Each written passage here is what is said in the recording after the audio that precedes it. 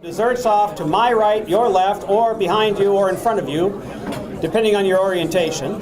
There's also plenty, I think there's still some lovely food left unless they've started to take it away. Anybody who'd like a little bit more, I'm sure they can arrange for that. And there's plenty of coffee in the very back of the room. So make sure that you have everything that you need. We're going to get going here right now, actually. We're going to restart our program. There is a couple of people I'd like to acknowledge. One of whom has been a tremendous source of strength for the University of Maine Athletic Department for the last year. I'd like to acknowledge Jim Settley, who is now the former interim athletic director.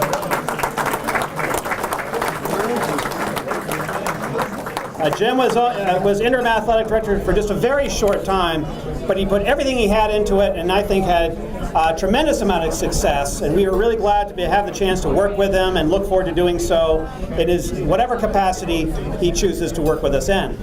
Also, when we announced those present alumni or the current Hall of Fame members, one of the ones that we left off the list because her name is different on the chart than it is now is Lynn Hardy Coots. Lynn Hardy Coots.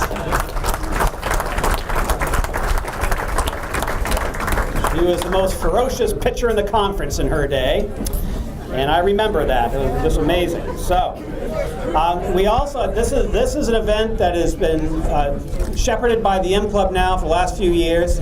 The M Club, as President Will Rogers mentioned, this is the organization that you are all familiar with. All of us are alumni of the University of Maine, people who earned varsity letters as undergraduate students, and we continue our work as former athletes to support all the athletes, as tonight past, but also the current athletes and those who are yet to come into the University of Maine, the future athletes. And so our work is dedicated towards supporting all of them.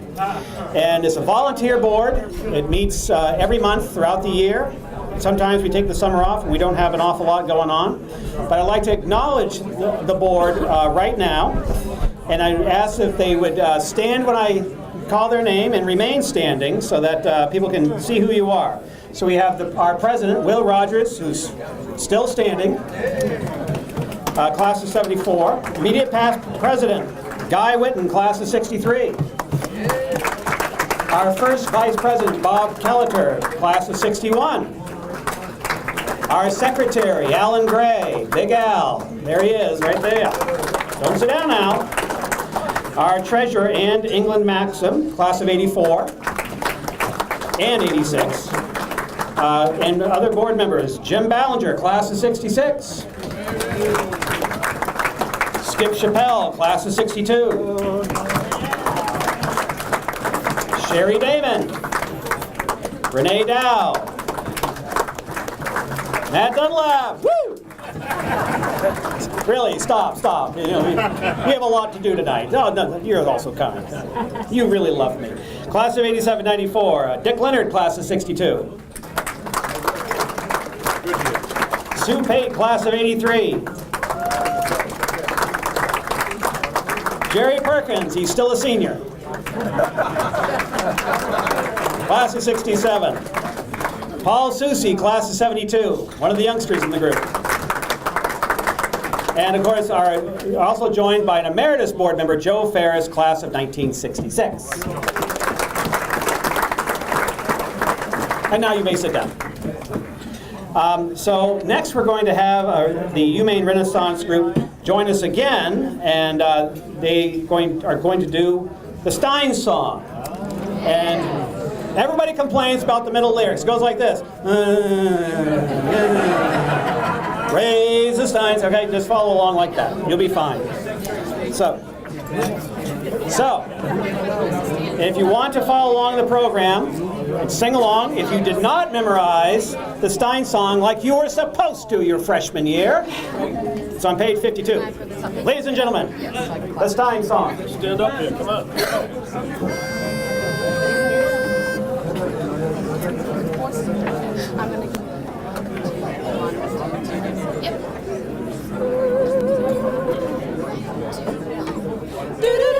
Fill the 6-year-old Maine, shout till the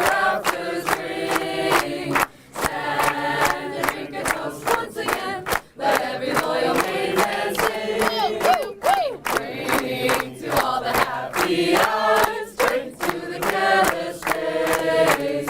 Drink to Maine, our alma mater, the college of our hearts always. To the trees, to the skies, to the spring and its glorious happiness, to the youth, to the fire, to the light that is moving and calling us, to the gods, to the fates, to the rulers of men and their destinies, to the lips, to the eyes, to the ones who will love us someday. Hey! Fill the skies to keep your whole day. Shout till the rafters ring.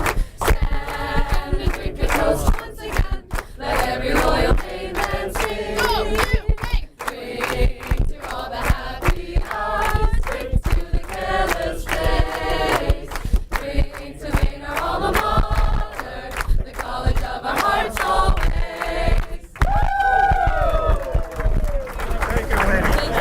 Thank you. Thanks, girls. Thank you. Very well done. Very well done. So the next time we do that, the middle part, when you go, you have to do it a little bit louder so they can hear you. Okay. Well done, everyone. And now, let us begin with our inductions for the 2018 class of the Maine Sports Hall of Fame. We're going to begin our induction with the induction of John Gillette, class of 1965.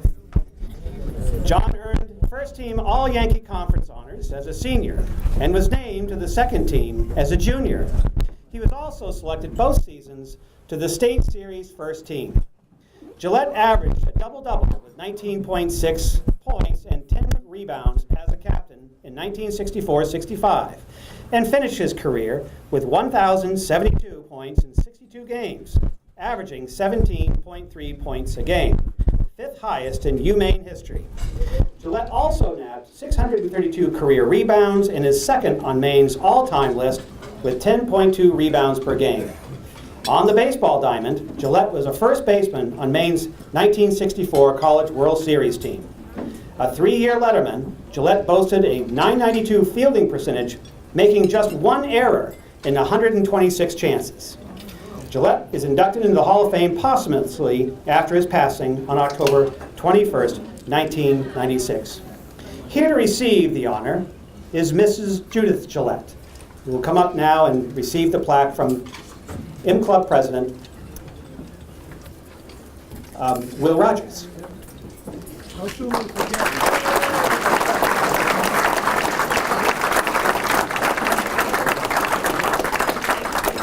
So first we take pictures.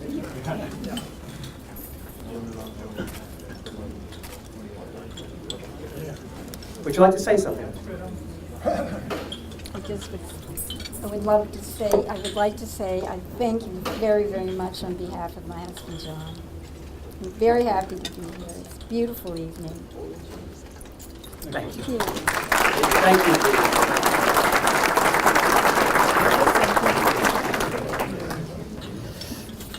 Grant Stanbrook could learn something from Judith.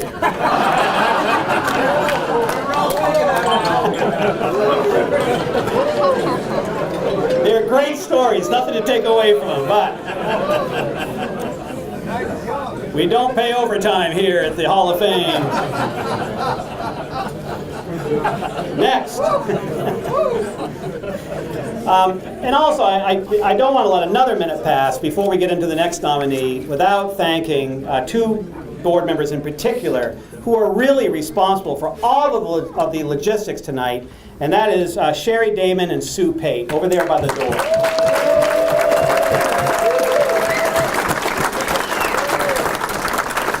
We have a number of committees on the M Club board, including, the rules and business and finance and honorary M. We should start a new committee as the official worriers about everything that we do, and that's Sherry and Sue. Also, Bob Kelleter, who helped really take the lead on putting together the program, and Guy Whitten and the other board members who sold the ads for the program to help make this thing come together. If you leave it to me, this doesn't happen. So we're really lucky to have their service, and we thank them for putting on a great show tonight. So, next.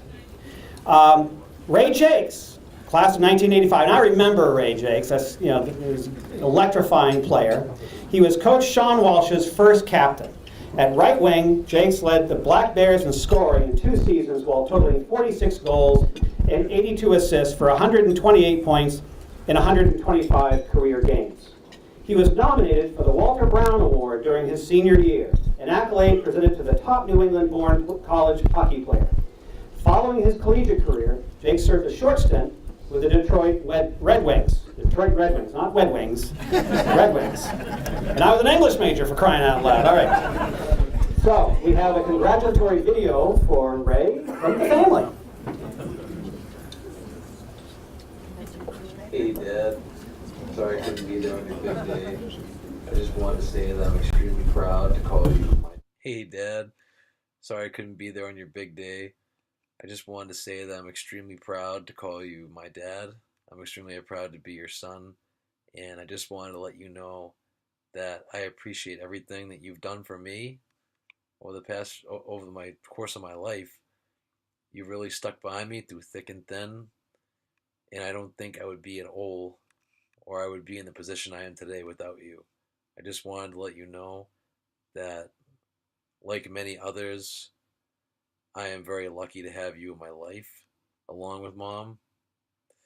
And, hey Dad, sorry I couldn't be there on your big day. I just wanted to say that I'm extremely proud to call you my dad.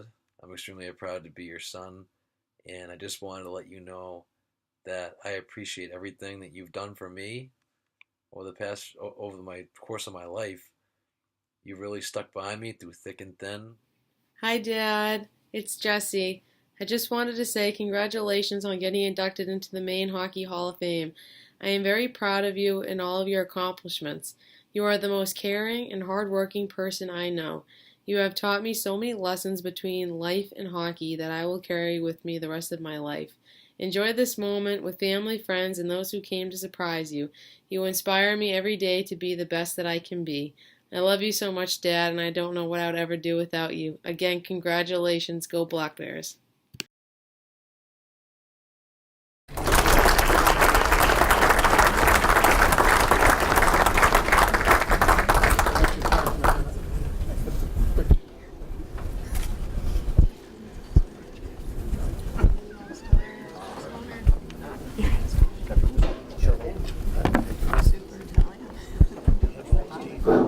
It's not often that I'm speechless. And I am speechless. I was speechless when I got the call from the M Club. And my wife says, "Wow, you're speechless, Raymond? You gotta be kidding me." Yeah. I could keep the conversation going with Sean Walsh. I still kind of don't know what to say, to be honest with you. I really appreciate it. Thank you very much to the M Club. And for all the great work that you do. I met the president and the athletic director. I'm very excited for you. You're in a great place. You're in a wonderful place. You're going to be family here.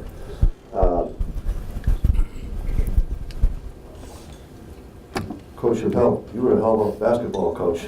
And you were there when I was at Maine, and you lost a playoff game one night. It was an unbelievable game. I just remember what a great college coach this guy was and how the kids loved him. He was amazing. I don't remember who I was. I used to go out in your office. You used to kick me out. So, I just have a couple of things. I got more than a couple of things. I promise I won't be too long. I'm not going to be Grant Stanberg, who, by the way, called me last night. And I know what you're saying about Grant. Because he calls me at like 11 o'clock, and I'm out in the parking lot talking to him. I'm like, Grant, it's like midnight. I gotta go in, you know? And I love the guy so much. I wanted to say thank you to, USA Hockey Foundation, Pat Kelleher, and Katie Gay. They came all the way from Colorado. I can't believe that you guys came. And I am thrilled, and I thank you very much. Your organization is very close to my wife and I, and we're in our hearts. And you want to talk about hockey people? They're the best. Pat Kelleher, USA Hockey, he runs it. The best. Amazing person. Before I go on with my family, I want to say something a little bit about Red Gendron. I really like Coach Gendron a lot. And we have this outing that we do every year for the USA Hockey Foundation. This year it was honoring Jimmy Johansson, who passed away right before the Olympic Games. And so I've been trying to get somebody from Maine to come for the longest time. Coach Gendron came down, and he can play golf. Well, you guys out here, you golfers, he made some really good shots that day, and he speaks fluent French, so when he swears, you can't understand what he's saying. But I think that he is doing a very, very good job here, both on the ice and off the ice, with what he's trying to do with the Stanberg Foundation, what he's doing with his hockey program. I told you kids over there, you're lucky to have him as a coach. He's the real deal. Okay? I want to tell you a little quick story, and I'm going to go through some stuff, and then I'm done. I want to talk a little bit tonight about foundation, and when Sean Walsh was sick, I was his first captain. I was honored to be Sean Walsh's first captain. I was also Jacques Summer's last captain here, so I kind of got to see the differences between the two coaches. And I have to make a financial comparison. One's top down, one's bottom up. You know, from the economists in the room. You know, Jacques Summer was a top down, his team, and everything was team, and Sean was player by player, bottom up. He was a motivator. He tried to figure out how to get kids to do what they, what he thought they could do, and he'd get out of them so that's kind of the difference. I thought they were both terrific hockey coaches, but one day, Sean, we were very close the last 4 or 5 years of his life, very close. And we were close with him and his wife and his kids. And Sean came to one of the golf outing that we had, and he spoke. And he said to the crowd of people there was 200 some odd people, like a room like this. And Sean said, we have guys in this room, and we had invited, Scott Pellerin and Jean-Yves Roy. He said, we got all Americans here. We have Bobby Beers, all the pro guys. And he said, those guys are the legacy of Maine hockey. But he said, Ray Jacques, he goes, that's foundation of Maine hockey. So what I want to do, and then he gave me a watch, I thought it was really cool, and he made me cry. So we got up, and we all sang the Maine Stein song for him, my company, and then we made him cry. And but I want to talk a little bit about foundation, just for a couple minutes, and what helped me in my life to go forward and be successful. And of course, it all starts with family. So I got my mom and dad here, who have been amazing hockey fans forever. My mom, I couldn't get a haircut. Sorry. She's did he get his haircut? But she was an amazing mother, always had stuff for us every day, meals and clothes. My dad worked a bunch of jobs. He was an amazing athlete and a tremendous hockey coach. Of course, my wife, Michelle, is here, and she's with me. She's been a partner of mine for a long time, not just in family, but business and just everything. We do everything together, and she's got me through so many things, adversities, and with respect to everything. She's just an amazing woman, and she's an amazing mom.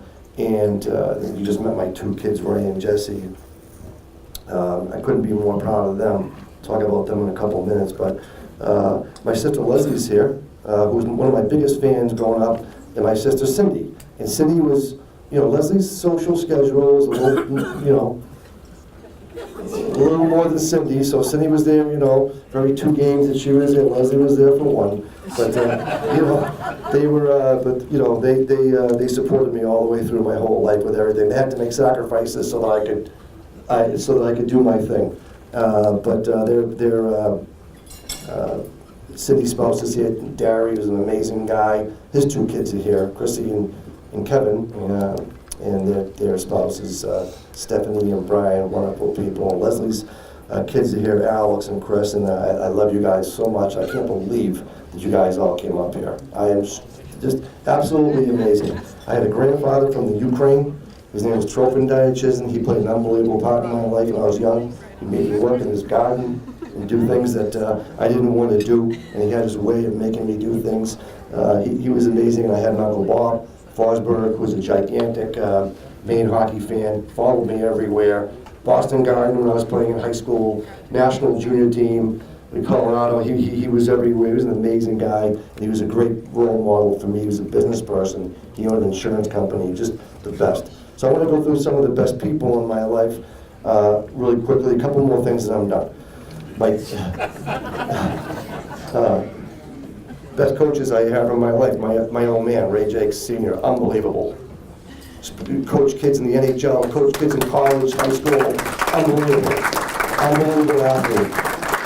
I had a guy by the name of Woody Haskins who coached me at Kimberly Union. I wouldn't be here right now if it wasn't for Woody Haskins. He was an amazing hockey coach, motivator, held my feet to the fire. Jacques Somewhere. He recruited me to come to Maine.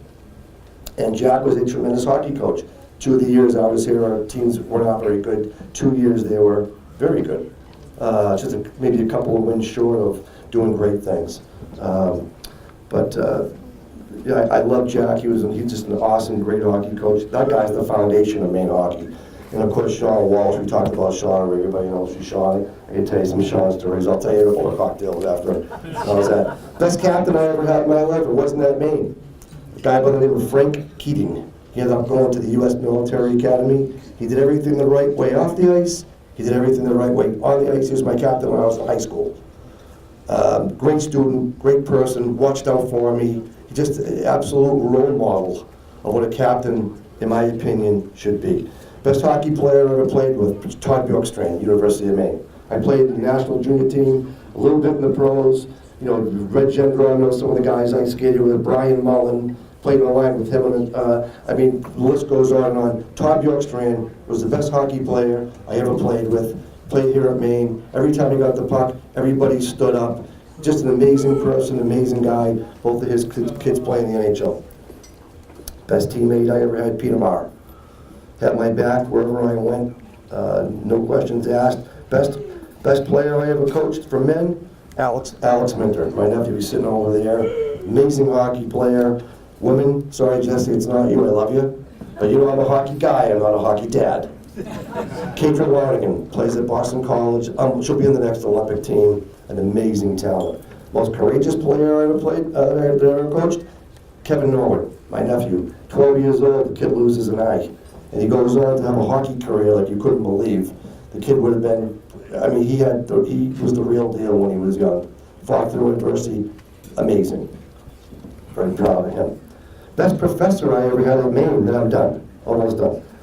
Ken Hayes, anybody remember Ken Hayes? Oh, yeah. Ken Hayes was my favorite professor. I talked to him all the time, and he taught me one thing. He says, Raymond, he says, those politicians, he says, don't listen to what they say. Watch what they do. They're saying one thing over here, they're doing something else over here. But I learned a lot about people from Ken Hayes, let me tell you.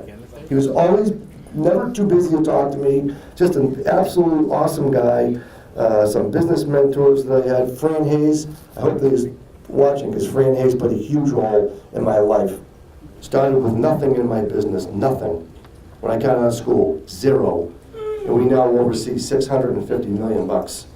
And to me, it's a good story for kids, because I'm the worst person on earth that anyone could ever say the words to that you can't do something. Because that's not the way it is here. You want to do something, you gotta go get it. Like when you're on the ice, guys, this year, you gotta go get it. Okay, you can't sit back, you gotta make it happen. That's what I did. These people helped me in my life. Unbelievable. You met my son, and I'm gonna finish with this. I'm gonna finish. I'm almost done. Really proud of you. There's been some tremendous athletes who've been up here way better than me. And Coach Gendron can attest to that. There's been tremendous athletes up here, tremendous. I'm so honored to be here. I just can't believe it. But I'll tell you this, there's no one who's ever stood here at this microphone who knew what it was to be a black bear more than me. Maybe the same as me, but not more than me. And I'll tell you right now, Jesse Jacques, you do the right things off the ice, you do the right things on the ice, you love your teammates, you're an unbelievable person. You're a great hockey player. No matter what anyone of it, you will always be a black bear. You were born to be a black bear. You will always be a black bear. Thank you very much. Thank you.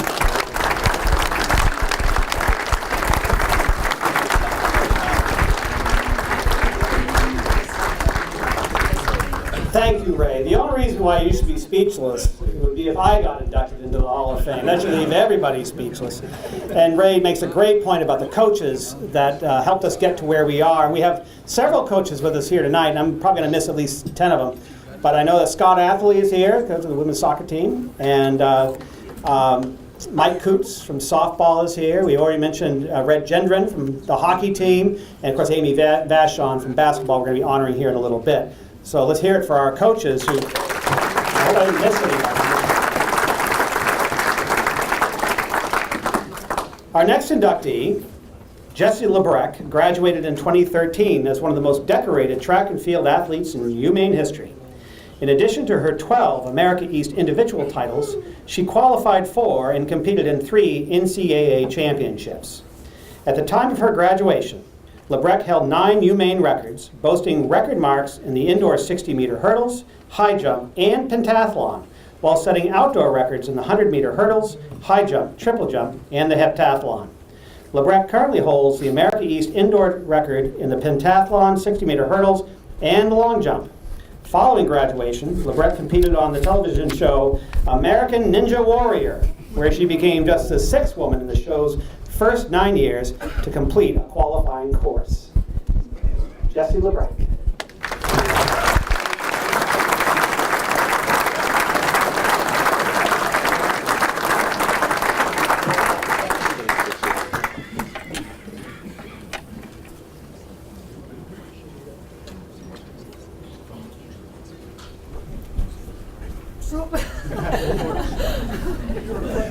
I was catching a moment right there. Still faster than the competition. Okay.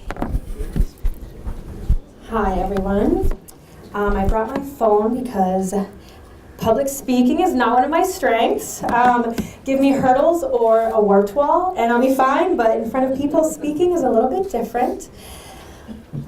Okay, so I'd like to start by thanking the Club so much for this honor. It's just amazing and incredible, and when I got the phone call from Anne, I was just so overwhelmed and so excited. I called everybody, first my dad, so thank you so much. I'm so honored.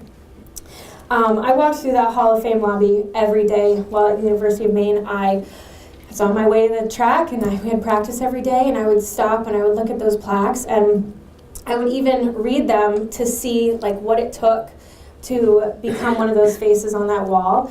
And I didn't know if I was ever going to do enough to be on that wall, but I knew that if I left my heart on the track, that hopefully that would be enough someday.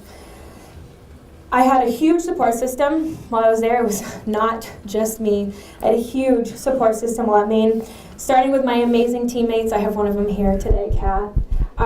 They pushed me every day.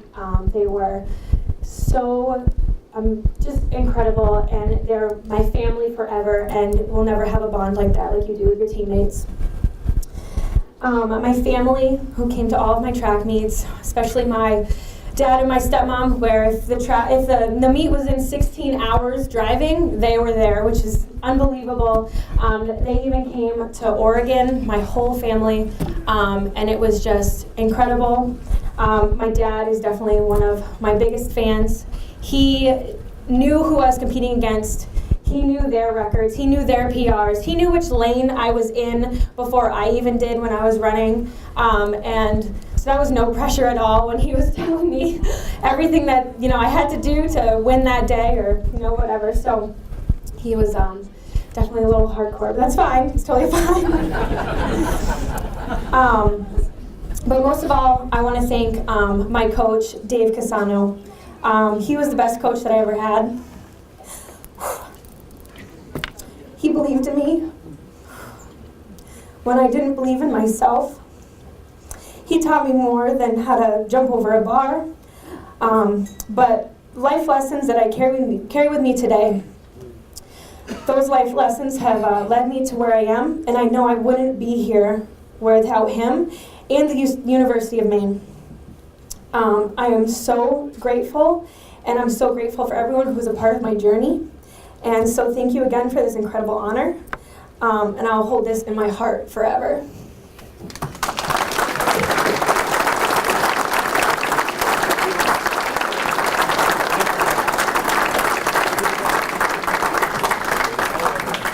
Thank you very much, Jessie, for being with us tonight. Next, Ron Lanza, class of 1966, was, like Gillette, a member of Maine's of the first inductee, John Gillette, was a member of Maine's 1964 College World Series baseball team. and helped the Black Bear football squad to a Yankee Conference title and a spot in the Tangerine Bowl in 1965. An outfielder, Lanza was the baseball team's top RBI producer and earned first-team All-New England and first-team All-Yankee Conference honors.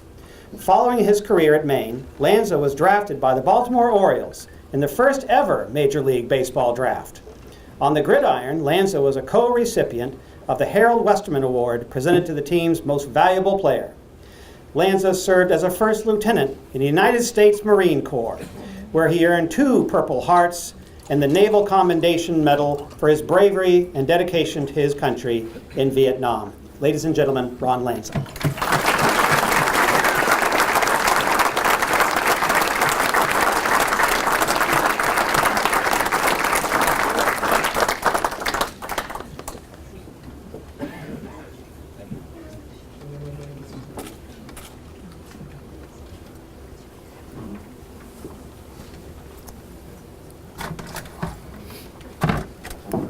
Thank you.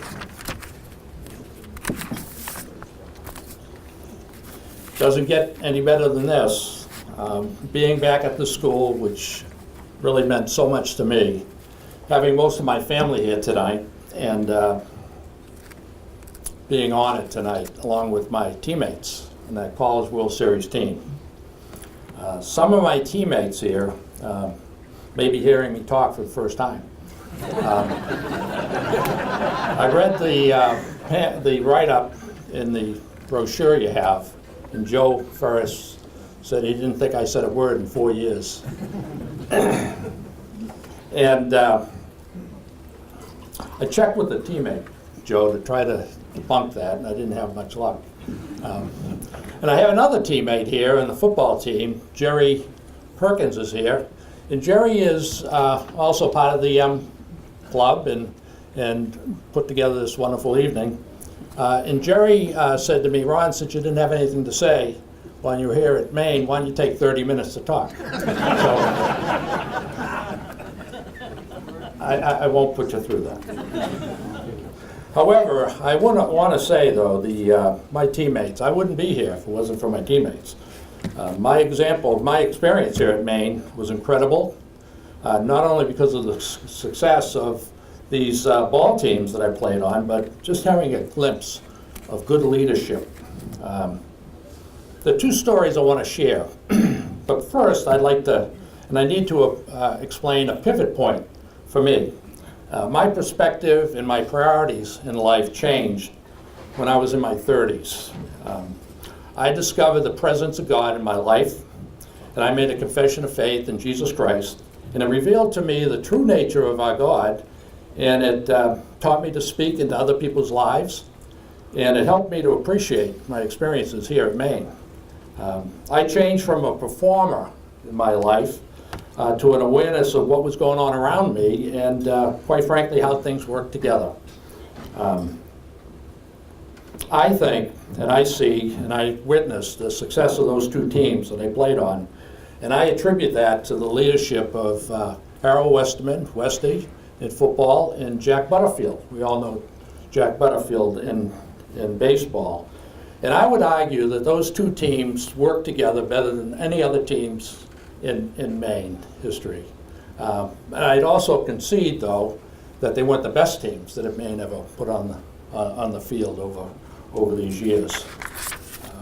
In the Marines, we use terms like Semper Fi and Esprit de Corps.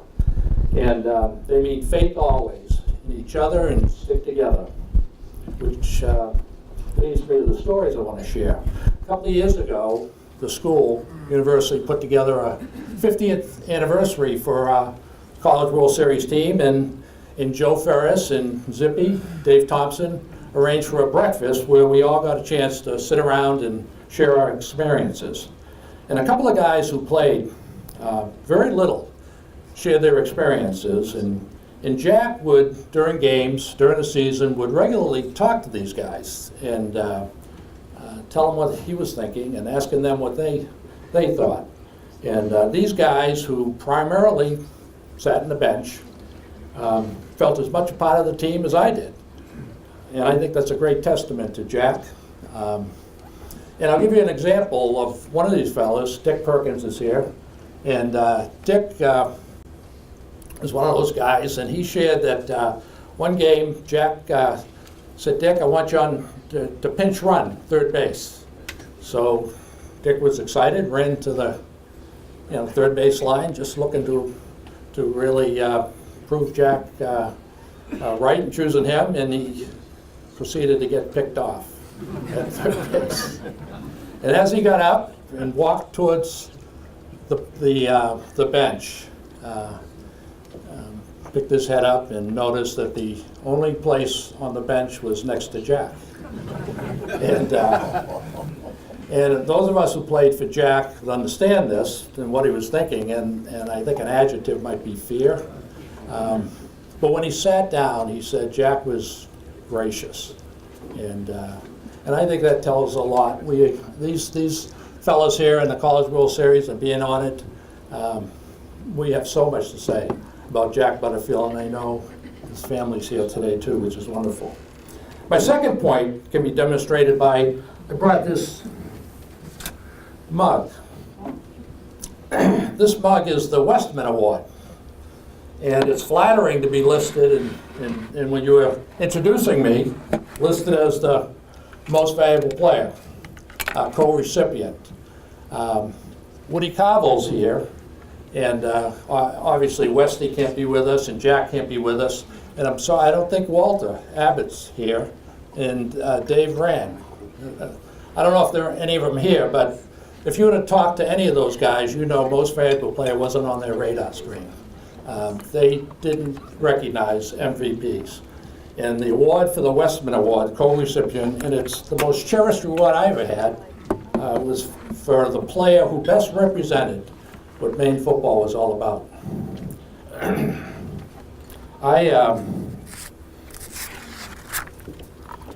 We had some real horses on our team. John Hewitt is really happy to see. I'm happy to see him here. Stand him we up. all. Stand him up. John Hewitt, where are you, John? Right here, John. Stand him up. John doesn't need an introduction. And Dick Devani is here. And Dick is also part of the baseball team as well. But what made that team work was really a lot of the intangibles. And I have an example. When we run on the field at a game, and as we know, football, baseball guys, but football is an exciting game and passionate game.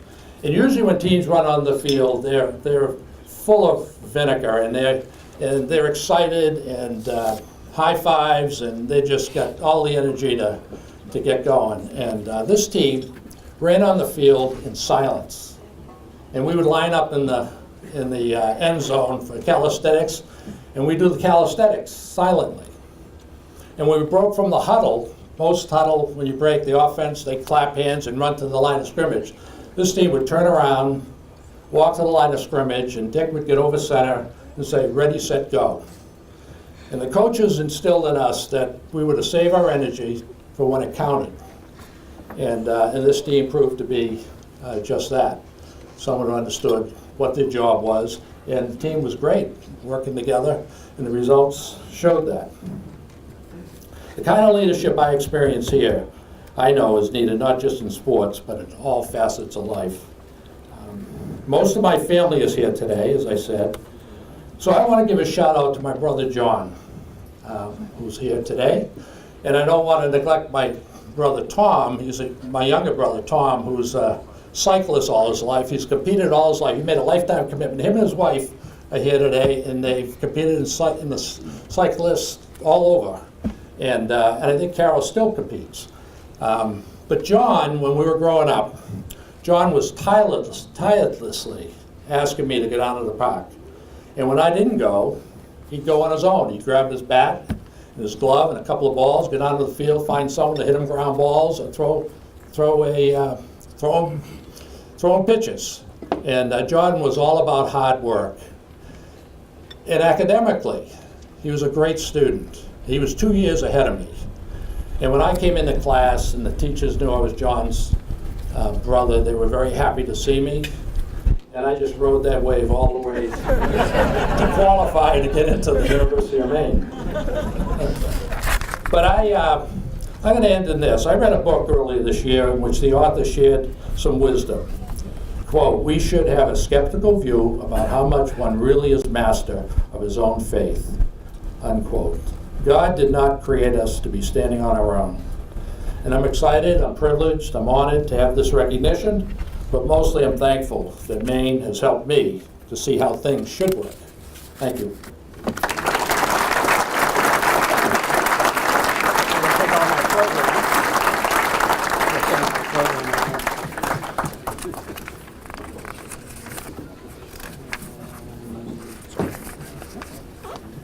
This one right there, too, I think. Yeah, I think you're right. Yep, you're right. This one? Yeah. He almost shortened up the program quite a bit. I hope that you were enjoying the video of my athletic highlights. I was saying no signal there for a while. Also, I'd like to make a little bit of a shameless plug for the Maine book that was first compiled by our athletic director, former athletic director, Stu Haskell, who's with us tonight. A comprehensive compendium of every sport and every letter winner in Maine history, and he's kept it up to date. So that's available online, and it's also available in hard copy. A critical partnership of the M Club with the University of Maine Credit Union, and also one of our other critical partners in putting on not only this event, but the events throughout the year, including the Scholar Athlete Awards and the Honorary M Awards and the Silver and Gold Awards, is the University of Maine Foundation. Dr. Jeff Mills is with us tonight, and they are as big of a supporter of athletics as anybody I know, so I want to thank them for their support. Next, we'd like to begin the induction of Mark Latendra. And we have a congratulatory note that I'm to read. Sorry that Guy Netto and I cannot be with you tonight for your induction into the University of Maine Sports Hall of Fame. Both of us join your family and friends in congratulating you on your accomplishments and wish you all the luck and health in the world in your future. Your friends, Guy Netto of Lewiston and Ray Valliere Sr. of Manchester, New Hampshire. So Mark Rookie Latendra, class of 78, served 18 years as an athletic trainer with the San Francisco Giants and the New York Yankees. Latendra, the longest tenured athletic trainer in Giants history of 14 years, currently serves as a director of umpire medical services for Major League Baseball, a role he's occupied since 2000. Throughout his career, Latendra was named to serve as a National League athletic trainer at the 1987 and 1994 Major League Baseball All-Star Games. In 2011, he was honored with a prestigious Professional Baseball Athletic Trainers Society President's Distinguished Service Award at the Baseball Winter Meetings. In 2014, he was the recipient of the President Abram W. Harris Outstanding Alumni Award by the University of Maine Foundation. Through his vision and fundraising leadership efforts, the University of Maine was able to raise $875,000, which resulted in the West Jordan Athletic Training Education Complex. Please help me welcome Rookie up to the podium.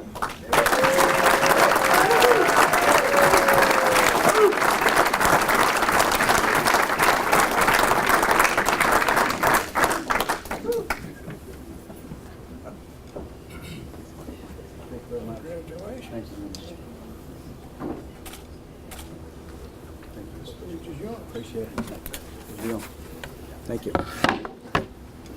Well, good evening, everybody.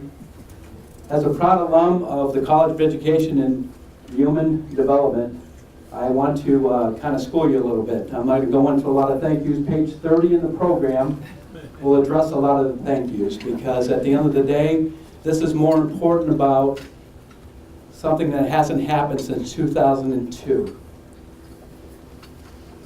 That was the last time an athletic trainer was inducted into the Hall of Fame at the University of Maine. My mentor, the guy with the vision for athletic training at this university, Wes Jordan. Wes? Thank you. Now let me tell you how we bridged the gap tonight. Many generations of class of 64, class of 13s, class of 70s. This is how we do it, through athletic training. We're the people behind the scenes that work day in and day out to make sure your athletes, you athletes, and your team athletes perform to the fullest. Without them, I don't think Maine can compete. Because at the end of the day, our school is small enough to realize without first lines, we can't compete. We don't have the depth that bigger schools have. But what we have bigger than bigger schools is the heart. We have the heart. We have the work ethic. And Wes, I know you're looking down tonight. I'm very proud to be a part of this, but more importantly, I'm going to embarrass 4 gentlemen. I'd like the 4 athletic trainers that have joined me tonight to stand up and be recognized. Phil Matea, Tim Weston, Paul Galena, Ryan Taylor.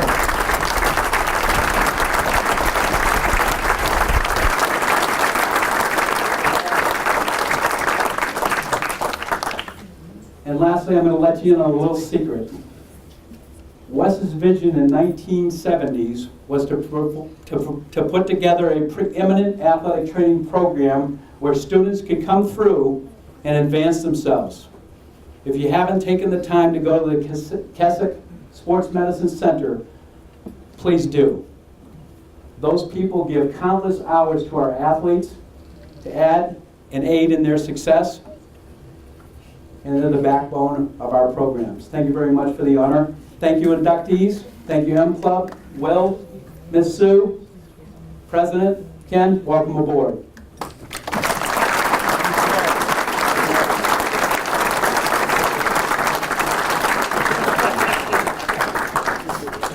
We'll mail you the plaque, rookie.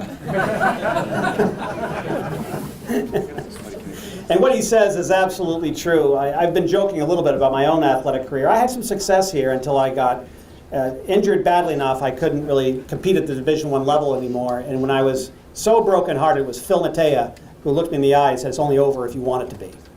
And that kind of support for those of us who didn't make the Hall of Fame is something we never forget. So thank you very much for those great words of inspiration about the work that we depend on. Next, we have Bill Livesey, class of 1962, a 2-time first-team All-Yankee Conference outfielder at UMaine, serving as a captain during his senior year for head coach Jacques Butterfield. Following his career at UMaine, Livesey enjoyed coaching stints at Worcester Academy, Brown University, and Eckerd College, along with an assistant coaching role with the Black Bears from 1966 to 1968. In the summer months during his coaching career, Livesey managed in the Cape Cod League, capturing 6 league championships to earn an induction into the Cape Cod Baseball League Hall of Fame as both a manager and player in 2002. In 1977, Livesey was hired by Butterfield, then a vice president of the Yankees, as an amateur scout. Livesey spent 18 years with the Yankees, earning a promotion in 1990 to scouting director and a step up to vice president of player development and scouting in 1992. In that role, he oversaw the draft and development of such players you may have heard of: Derek Jeter, Mariano Rivera, Jorge Posada, Andy Pettit, and Bernie Williams. Following his time in New York, Livesey served as director of player personnel for the Tampa Bay Rays during the 1995-2001 years before 2-year stints with the Toronto Blue Jays and New York Mets, acting as a special assistant to the general manager with both clubs. Livesey rounded out his career, returning to the Yankees as a scout in 2008-2009 before a 1-year stop as a senior advisor to the general manager with the Pittsburgh Pirates. During his career, Livesey earned World Series rings in 1977, 1978, and 2009, and was honored with the George Genovese Lifetime Achievement Award in 2012, presented by the Professional Baseball Scouts Foundation. Ladies and gentlemen, Hall of Fame inductee Bill Livesey.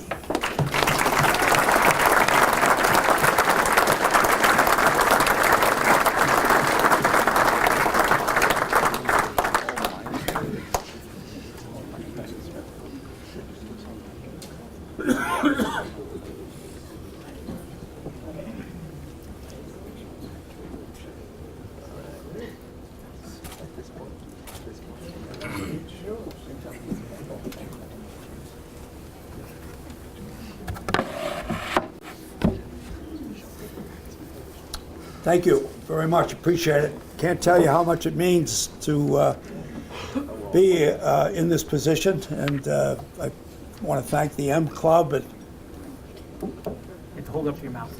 okay, I'll get it. Not too good a scout. I can't find the microphone. This is not my forte. I don't know what is, but this sure isn't. But I appreciate it very much. I can't tell you how much I enjoyed the University of Maine.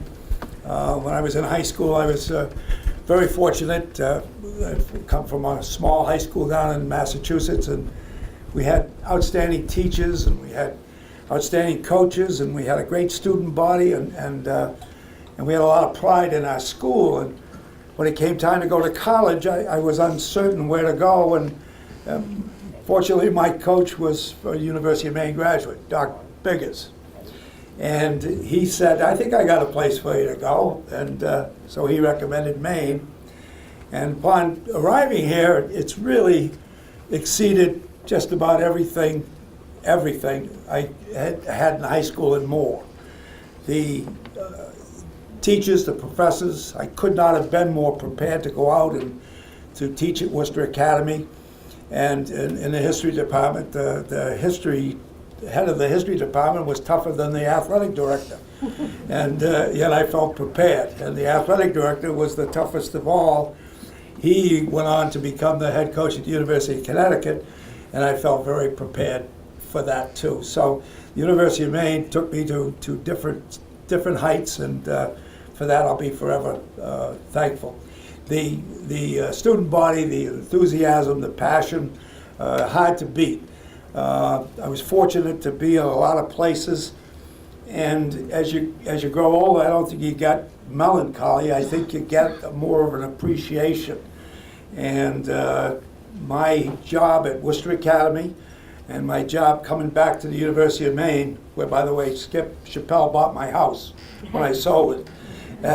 When I came back here, I probably had the two best jobs that I've had, among people who really cared about what was going on and who were dedicated to what they were doing. And that includes a lot of pretty good organizations. At Maine, I was very fortunate to play for outstanding coaches. Jim Butterfield was my freshman basketball coach, freshman baseball coach, and just a tremendous guy. And he went on to many championships at Ithaca College. And in basketball, Brian McCall was a tremendous coach. I learned so much, and I ended up coaching in basketball in college. So I was very fortunate to have been around Brian.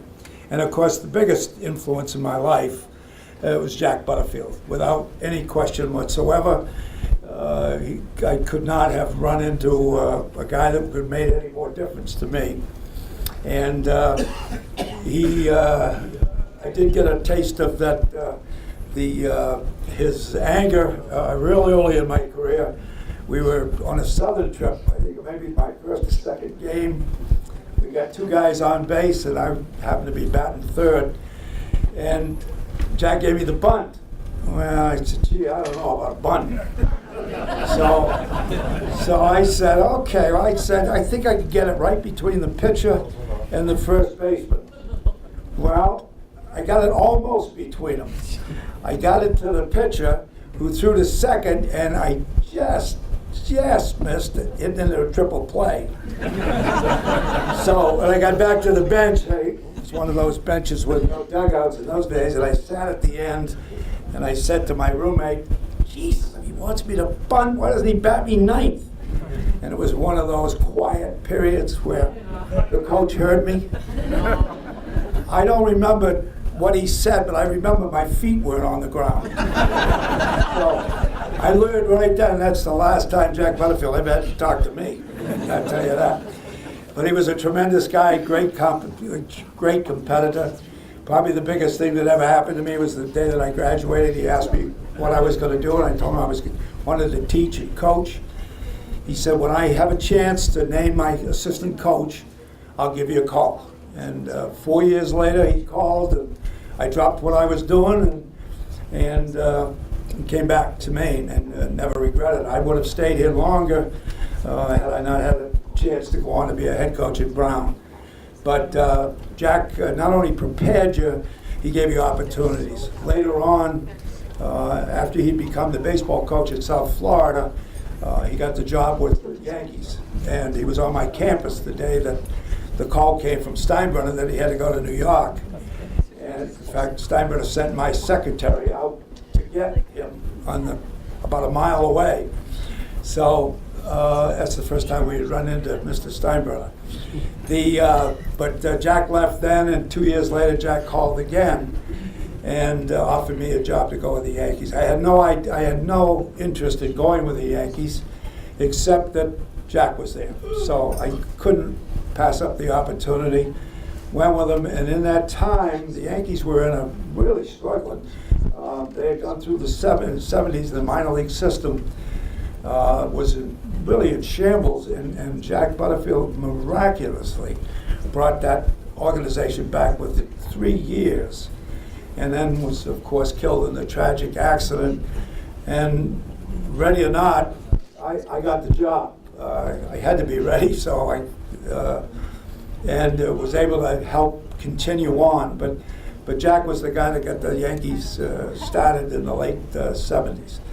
So I share this with you, and none of this in my life as I've gone on would happen without Jack Butterfield. That's just the way I feel, and I know it in my heart of hearts. So without that, and without the University of Maine, wouldn't have been quite the life that I have. And wonderful tonight to be able to share it with my family. I got some surprises. Some people came up from Florida today that I didn't expect, so we've kind of had a fun day.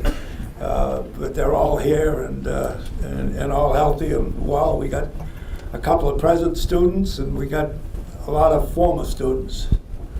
So thank you very much, and it's my honor.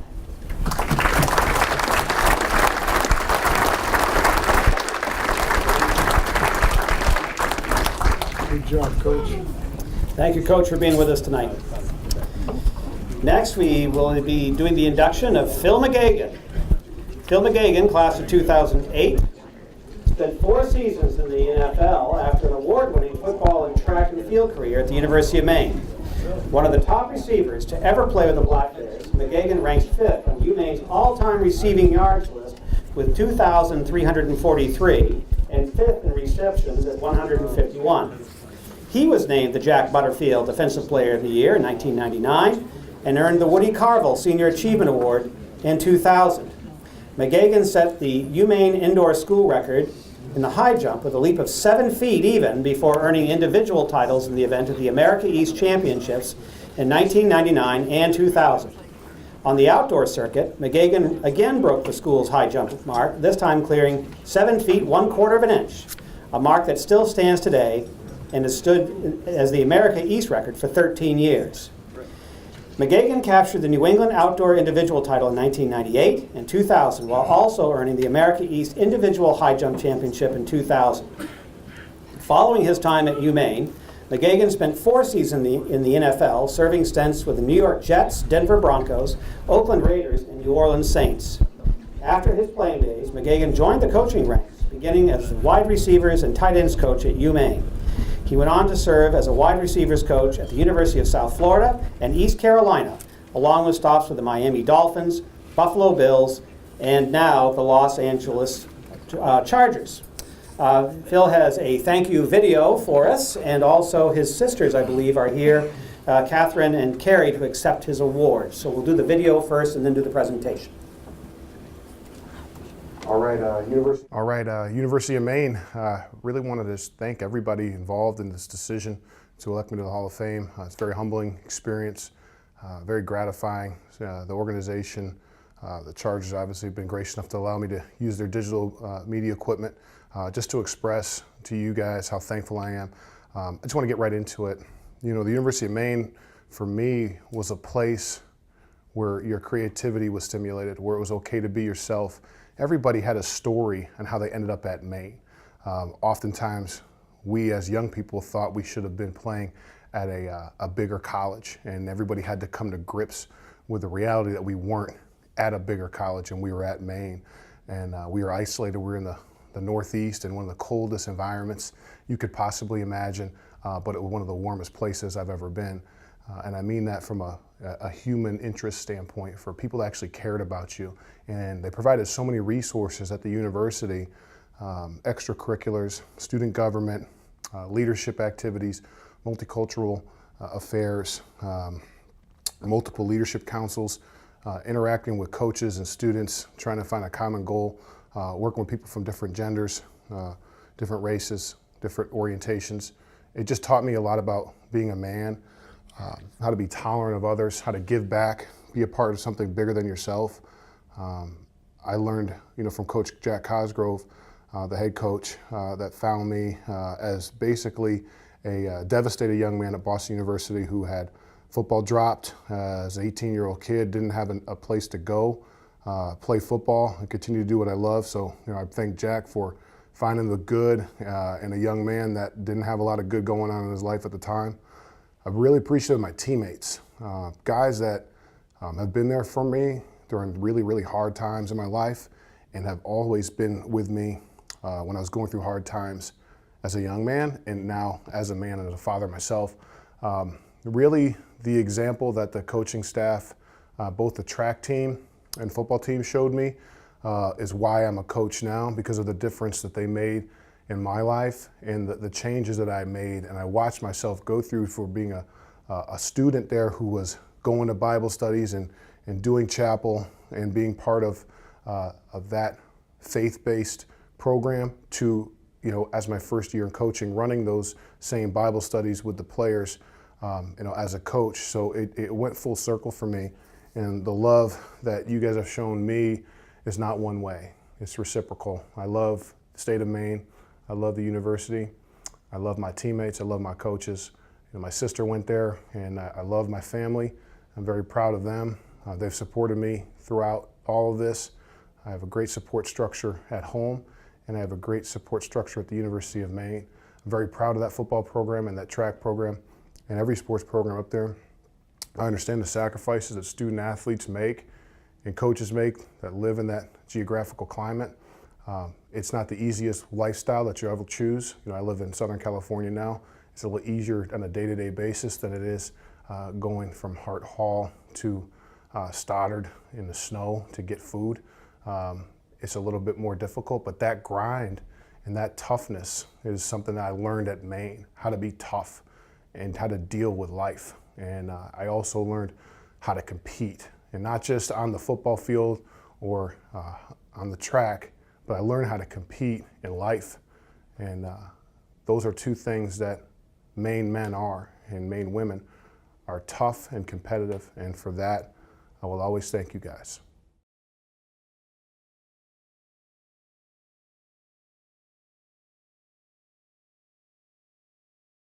Do the presentation. If the sisters are here, assume they are. Well, at least one of them.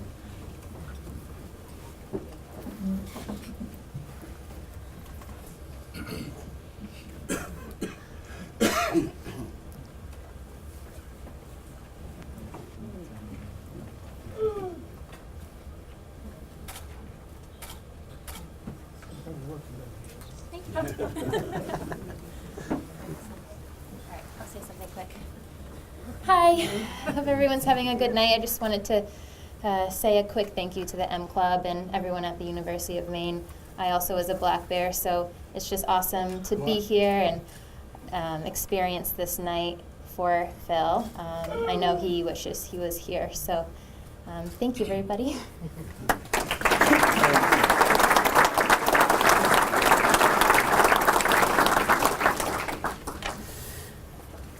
Will Spencer, class of 1961, was a 6-time letter winner in indoor and outdoor track and a 3-time Yankee Conference champion in the 880-yard event from 1959 to 1961.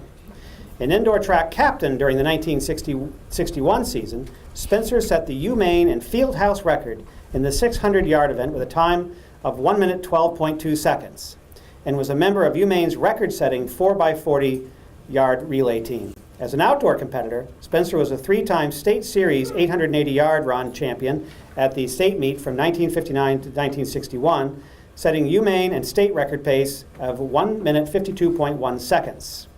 Outside of his athletic feats, Spencer was the president of his UMaine class in 1959, 60, and 61, a member of the Senior Skulls, and president of the undergraduate M Club. There you go. Spencer has an impressive 25-year record in the United States Army, achieving the rank of lieutenant colonel. His time in the service included 2 tours in the Vietnam War, earning a Purple Heart, a Bronze Star, a Silver Star, and the Legion of Merit. Please help me welcome up to the podium Will Spencer.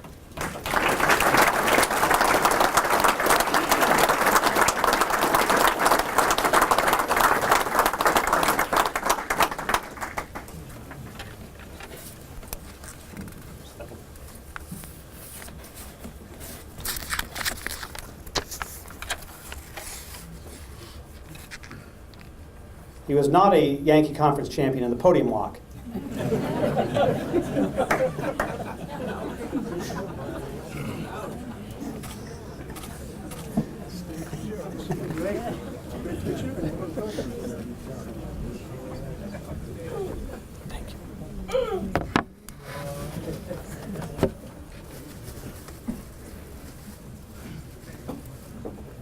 Needless to say, I'm very pleased to be been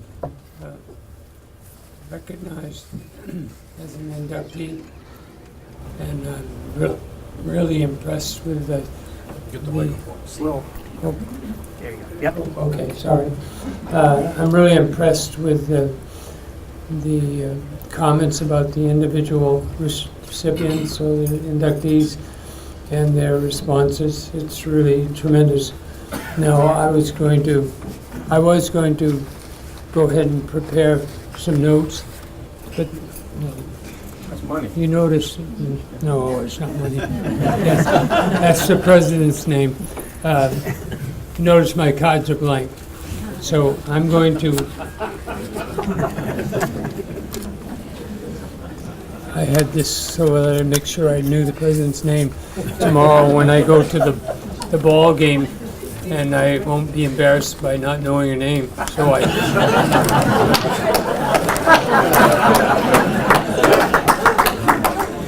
anyways, I'm going to do a little differently. I went to school. Amy, where are you? Amy Vachon? Where is she? Where did you go to elementary school? St. Mary's. Yeah, I went to Williams on Quimby Street, and then on to Mariah Clark in Hallwell.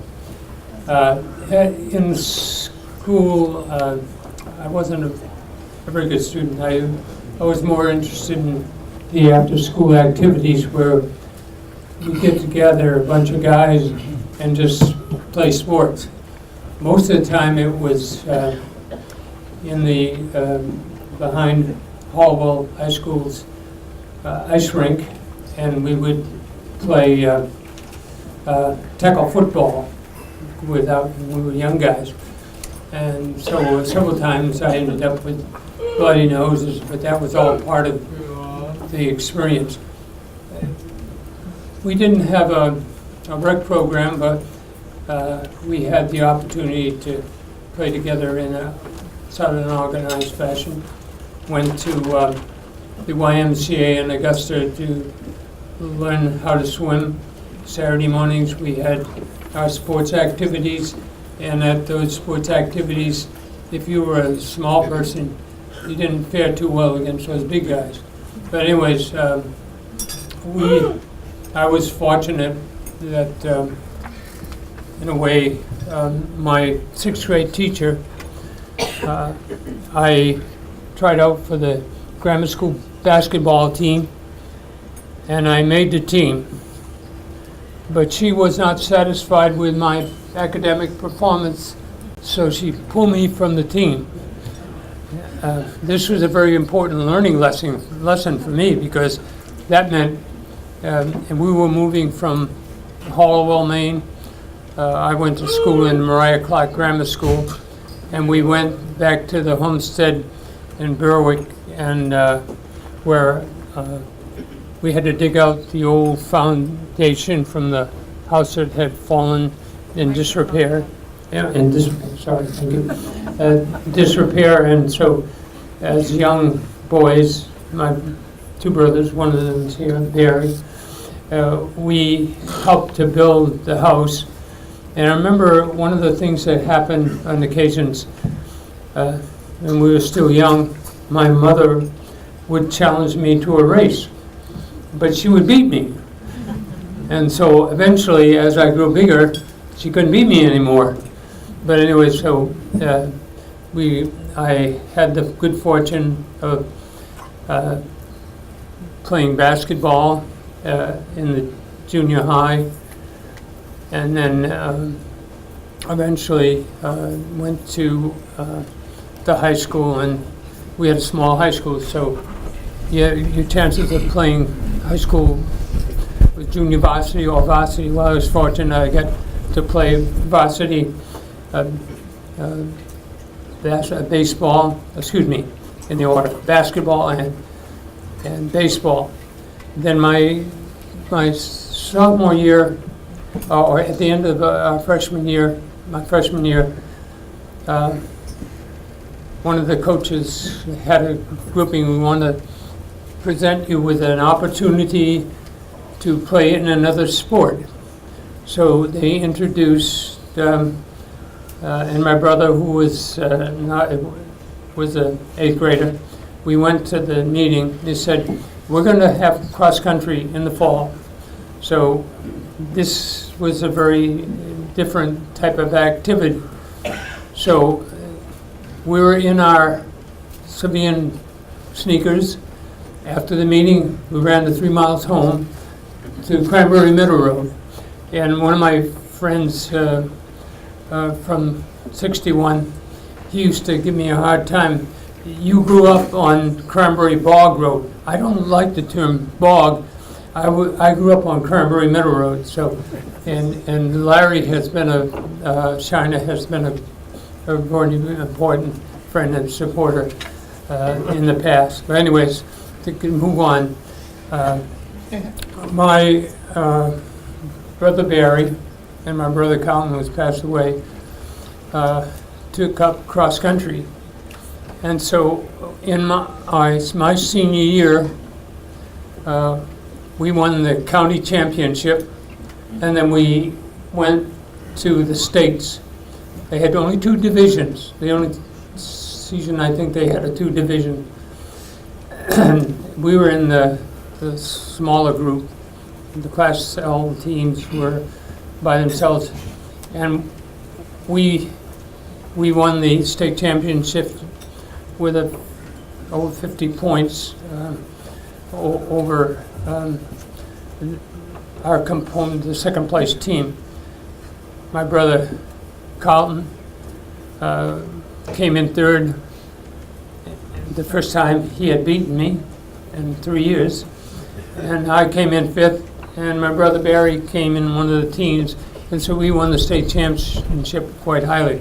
But I was rather upset with the fact that my brother managed to go to New England, but I went along as observer and saw Harold Hatch from Prometheus High School win not only the states, he was #1 in our class, but he also won the New England. And later on, I had the experience of having, he initially went to Boston University, and then he came back to Maine and to Orono, and I had the opportunity to be a teammate of his. Well, anyways, my experience in running and the people that I dealt with was very important to me. After the state championship, our basketball team went to the Western Maine. After losing to St. Ignatius of Sanford, we both went to the competition. While I was up at Lewiston at the competition, I had the opportunity to visit Bates College, and I must say it was quite an experience. Keith Mahaney. He looked like a koozie to me, along with Pete Costes and Thurlow Cooper. And that was a deciding factor. I said, I want to come to Maine, and I want to be part of that program. And so I, at the end of the school year, I decided I needed to refine my skills as a student and work on academics. So I applied for Maine Central Institute and became a preppy. So I went to MCI, and fortunately, I ran on the cross-country team. We were the state prep time champs, but basketball was really interesting. Skip Chappelle we were listening to the game when you were playing Manchester Central, was it? Yeah, and we were coming back, but we went, I played here at the university. The final championship game started for the first, maybe second or third time, and we won the state championship. That evening after the game, the MCI was having a track meet against the Maine freshmen, and we ended up, I ran the 600 and I beat one of the Kraski boys and won the 600. So I had played in the gym, went to the field house, and then finally the event that Ace Conroe likes to talk about. He's sitting over there next to me. Ace, it was more his event than mine because I was more a middle and long distance runner. Anyways, so that was my introduction to the University of Maine, and there was no question where I was going to go to school.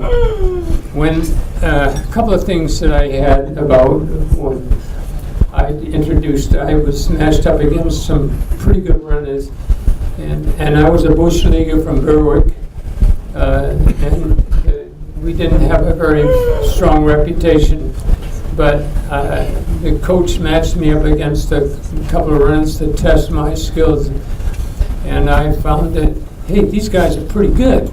So actually what happened, there was a series of events that triggered and I'm talking more about it, but these athletes that were on the track team, the runners, Paul Furlot, who had been a famous runner ahead of time, and I read about him, and then Dan Rurik, and Dick Law, and others were significant. And so I had some pretty good luck my sophomore year and ended up winning the Yankee Conference, which I won 2 more other times that they mentioned, and then and set the conference record, and of course the Yankee Conference isn't existing anymore, so I guess my record still stands. In the state was one of the best short distance and somewhat middle distance runner, a guy named Rudy Smith from Bates College. And Rudy, I had an encounter with him as a sophomore when I ran in the state meet at Colby and ended up coming 3rd place.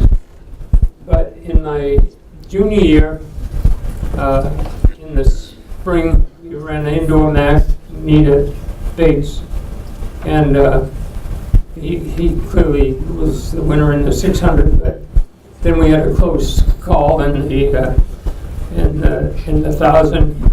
I closed on him, and there was a split decision, as I understand it. The timers selected him, when the judges selected me. I don't know which way, but anyways, he got credit for it. But come spring in the state collegiate meet, I had a chance to take Rudy, and Rudy, and I beat him, and I set the state collegiate record, the university record at that time. Recently, I had an opportunity to talk with one of the Savinsky boys, who are great athletes from Lewiston High School, and then at Bates. Walt Slavinsky was a really great coach, as was Ed Stern, my coach, and Frank Sebastiansky from Bowdoin. So what happened? We had some fierce competitions between those three schools, and not so much Colby, but the coaches were fiercely competitive, and we felt it. But we, Karen Hicken can tell you, and Guy Whitten can tell you, we did eventually do well. But and then a couple of things that goes beyond my collegiate experience. Having the experience of competition, I competed against my fellow officers at the infantry school, and was and won the best physical fitness program, and in Ranger School. So those things helped a lot. And then throughout my military career, I was constantly involved in some type of sport activity. And as a young lieutenant, we went, a team of officers went to Greater Holland to compete in international competition. And the guys on there were all athletes from prominent schools. They were great athletes. And we defeated 17 NATO nation teams. Some countries had more than one team. And at the award ceremony, the coach, they gave it to our coach, our team award, and the individual awards weren't ready, but Princess Beatrix of the Netherlands officiated at that point. And then at the reception following that, she greeted and spent time with the American team, and I shook her hand. I didn't wash my hand for a week afterwards. But anyways, later on, I retired from the military, and I taught back in my hometown. And I was teaching a class in social studies, and I had a film clip, slides of the Low Countries, and then they had a picture of Queen Beatrix of the Netherlands, and I said, I met her when she was a princess. And you know, those kids are going to look at, yeah, you met this. Actually, what happened was her cousin was a Greek prince, and that was when the Greeks still had the monarchy, and she called him over. She spoke perfect English and introduced us to her cousin. And then I reminded the kids that you realize the Queen of England has her husband is Greek, and that's a shocker to the young people. They don't think about those things. But anyways, sports and experience of being part of a team of athletes. We're more individually, even though we're as a team, we try to overcome our opponents. But individually, we compete and we support each other. So in a team, then when in my senior year, we won the state, and we won the Yankee Conference. And so it's been an honor, pleasure, and to be an athlete here.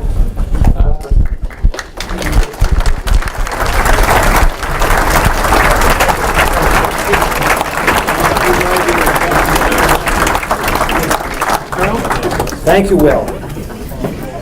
Next, Amy Vachon, class of 2000, a two-time captain with the women's basketball team, helped guide the Black Bears to 4 straight NCAA tournament appearances, and was the point guard for the squad that knocked off Stanford in the first round of the 1999 NCAA tournament. Maine compiled an 87-35 record and captured back-to-back America East championships in 1997 and 1998 with Vachon at the point. Inducted into the Maine Sports Hall of Fame in 2016, Vachon holds Maine records for most assists in a season at 234 and the Maine and America East record for career assists at 759. Vachon rejoined the Black Bears as an assistant coach in 2011, was promoted to associate head coach in May of 2016, and was named interim head coach in January of 2017 before signing a 4-year head coaching extension in March of 2018. Under her leadership, the Black Bears captured the 2018 America East Championship to earn a trip back to the NCAA tournament for the first time since 2004. For her efforts, Vachon was named the America East Coach of the Year. Ladies and gentlemen, Amy Vachon.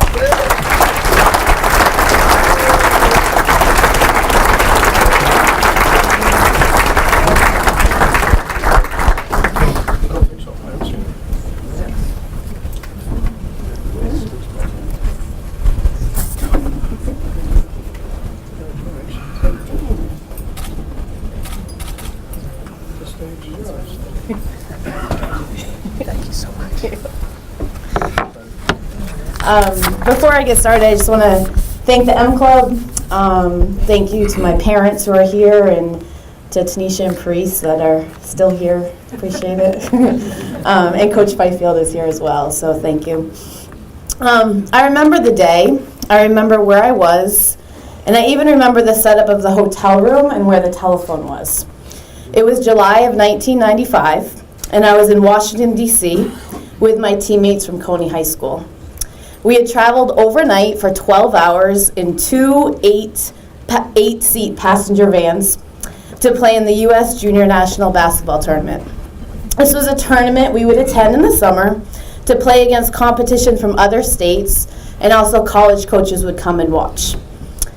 At first, it was really exciting when colleges would come and watch us play, and you'd kind of look and see who was out there. But at the end of the day, there was really only one school that I looked for at our games. I would be sad if they weren't there. During the afternoon in July, one of those afternoons, I was in the hotel room, and I picked up the phone and I called Coach Palumbo. She answered, and I said, "Hey Coach, this is Amy. I want to come to Maine." And that was it. To be honest, I'm not even 100% sure that I told my parents before I told Coach Palumbo.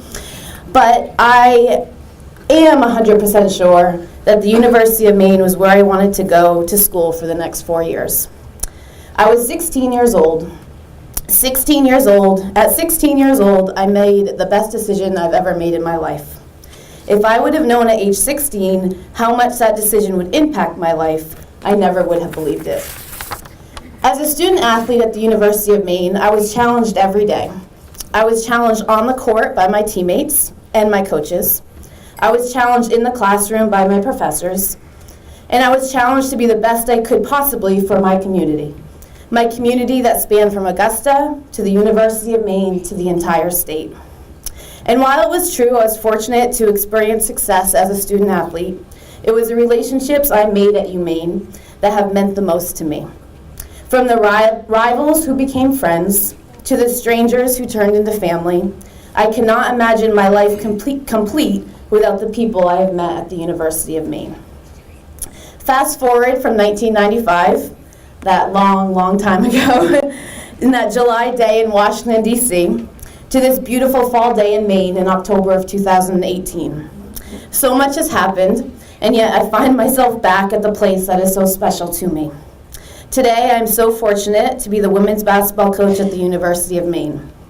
Every day, I get to talk with future Black Bears and tell them how special UMaine is and how they can come here and will experience things that will shape the rest of their lives. Every day, I'm privileged to coach young women who have made the same choice I made in 1995. young women who are going through that same special experience I did so many years ago, and young women who represent our university and state so very well. I am so humbled to be their coach. Thank you to Coach Palumbo, who gave me the opportunity of a lifetime all those years ago. Thank you to my classmates at the University of Maine, who enriched every day of my time here. Thank you to everyone who worked and still works in the athletic department. You make this place special and make the student-athletes experience one of a kind.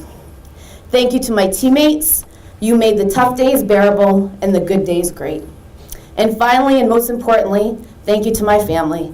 You have and continue to support me in everything I have ever done, and I will always be grateful. Thank you.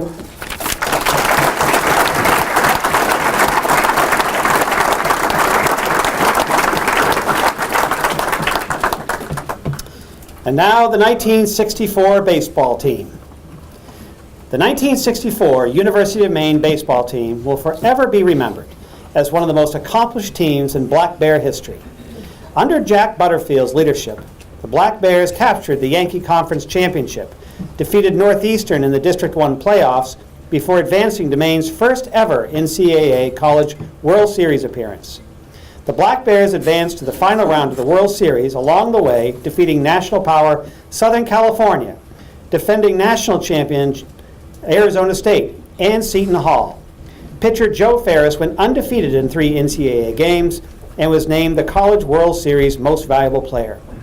Captain and third baseman Dave Thompson hit safely in every game and joined Ferris on the All-College World Series team. Overall, the Black Bears finished the season 21-8 and were represented on the Yankee Conference All-Conference team by Dick DeVarney, Lanza, and Ferris. I believe Dave Thompson is going to come up and get the plaque, but also individual team members that are in attendance tonight that we know of: Tom Murphy, Vic Nelson, Captain Dave Thompson, Dick DeVarney, Charlie Newell, Dick Flaherty, Joe Ferris, the family of John Gillette, Dick Kelleher, Ron Lanza, Mike DeSisto, Carl Stump Merrill, Dick Perkins, Brent Keene, and someone who's fairly special to me because it's my high school principal, Larry Coughlin, is here tonight.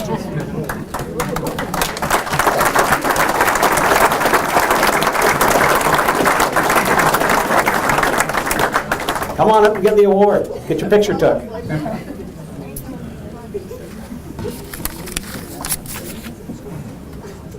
On this side.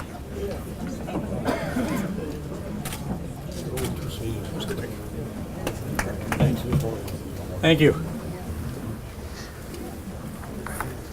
Go for it. Go for it. I'd like to thank the M Club, the committee, for this great honor. To be the second complete team to be inducted into the Sports Hall of Fame here, following the very great '93 hockey team last year that won the national championship. We came close, but no cigar. Just a little idea of what it was like in 1964 in the athletics at the university as compared to today. No frosh were allowed to play in what they call NCAA athletics. There were no athletic scholarships, at least none that I know of. Minimal recruiting, and we used wood bats, bad wood bats. 64 team consisted of 12 sophomores, 9 juniors, and 2 seniors. And the core of the team was truly the sophomores, the young kids that came up through early. Jack Butterfield was our coach. You've heard so much about Jack, and I can reiterate that. He was tremendous, and he was terrific in molding these young guys. And they were the core of our team. They talked about a baseball team being strong up the middle, and we had it with Stump Merrill as a catcher, Dick DeVarney at short, Vic Nelson in second, and Coughlin in center field. We were strong in the middle. We started the season with a so-called Southern trip. That took us all the way to Virginia, as long as the bus could get there and get back. Then we came back. We had a strong, I think, throughout those games. Came back to get into the regular Yankee Conference schedule, where we swept 3 of the Yankee Conference teams and split the others. And for me, in my time at Maine, it was wonderful. I had never beaten UConn, and we beat them twice, so it was great to get through that.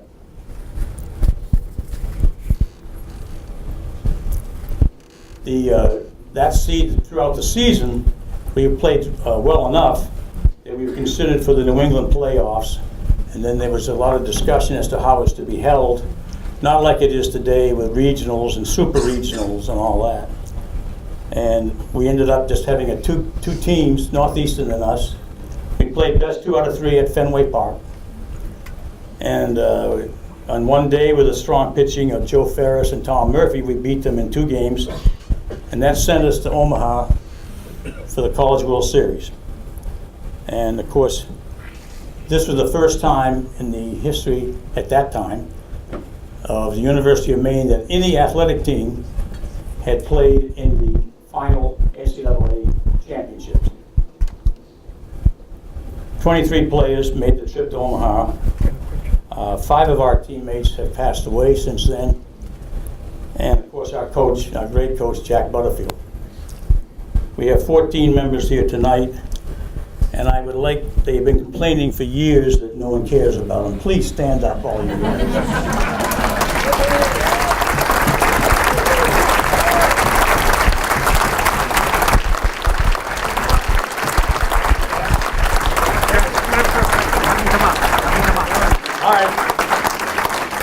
Now, a lot of people will leave now, but come on up. We're gonna have a picture. Come on. Come on, oh, good Lord. Zip, you want me in this picture? Yes. Motion was made, second, and you're allowed to come up. Be careful of imposters. Chappelle wants to be in this picture too.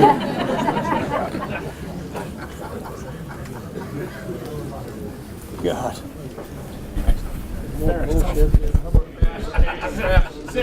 Oh, yes. Look at Ferris. Ferris is going the wrong way.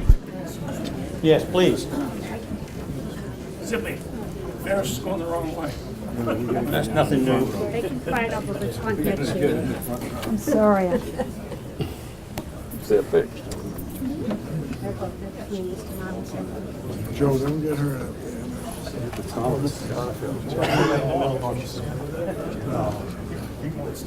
Good.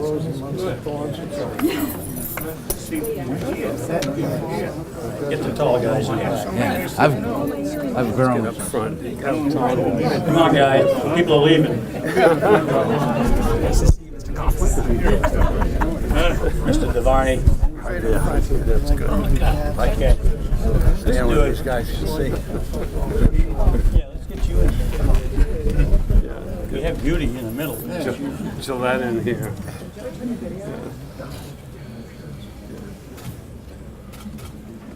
Thank you. Thank you. Thank you. Okay. Thank you.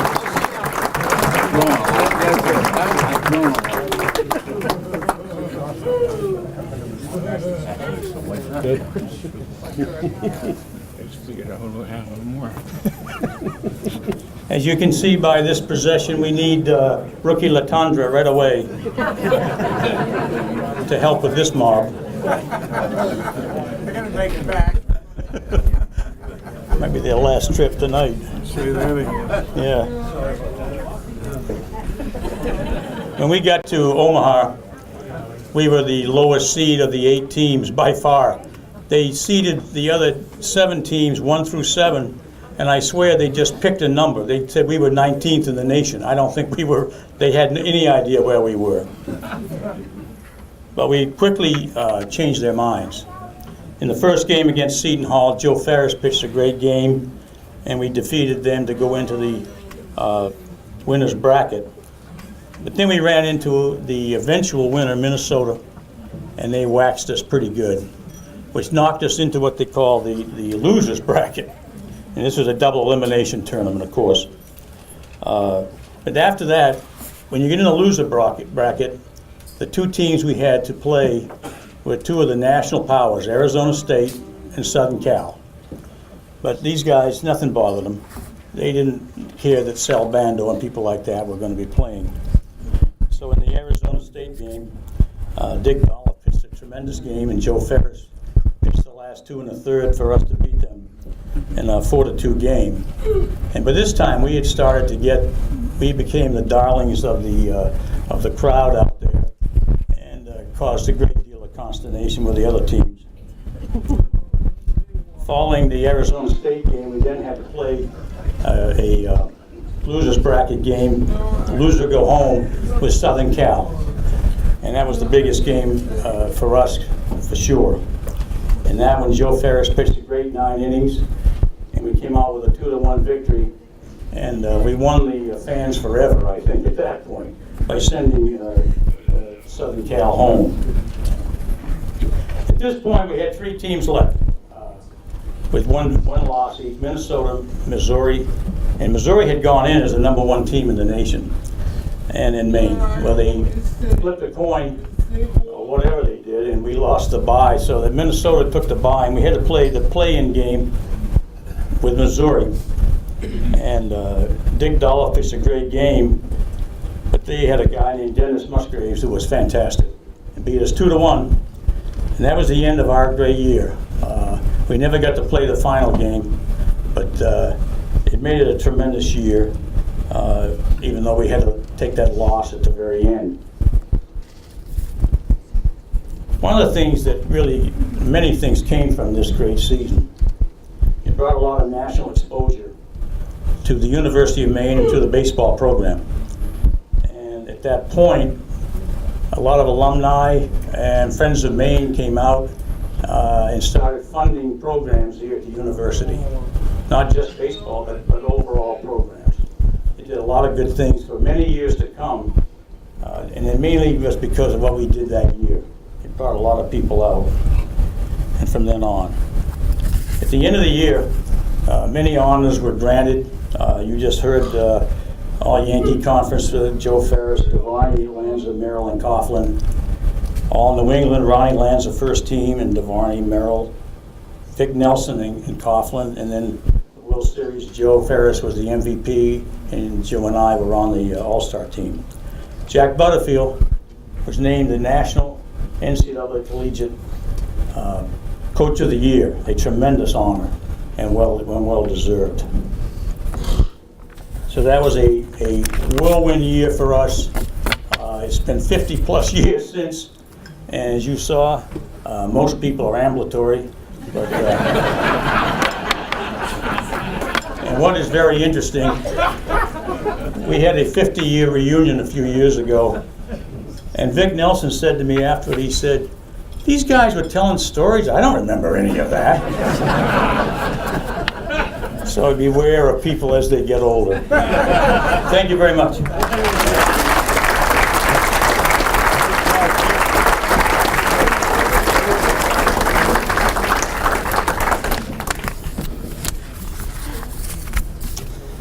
So as we bring the evening to a close, I'd like to thank all of you for being here. I'd like to thank especially President of the University of Maine, Joan Farini-Mundi, the Director of Athletics, Ken Ralph, all the coaches, all the former athletes, all the Hall of Famers in helping us relive the narrative of the UMaine legend. And this is a great part of the evening, is being able to recognize these outstanding athletes and everything they've done to make the University of Maine experience for all of us something very, very special. So especially to President Farini-Mundi and Athletic Director Ralph, you're in it now. There's no escape. You're Black Bears now and forever. So to close out the evening, I'd like to call up our President, Will Rogers, to send us off hail and farewell.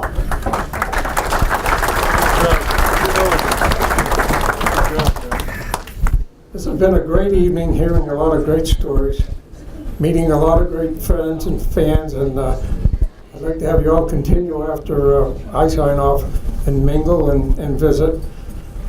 But I have one last thing I want to mention. This year, we lost 2 great Hall of Famers, Mance Wheeler and Dave Coulier from our football team. I'd like to take a moment of silence for them, please.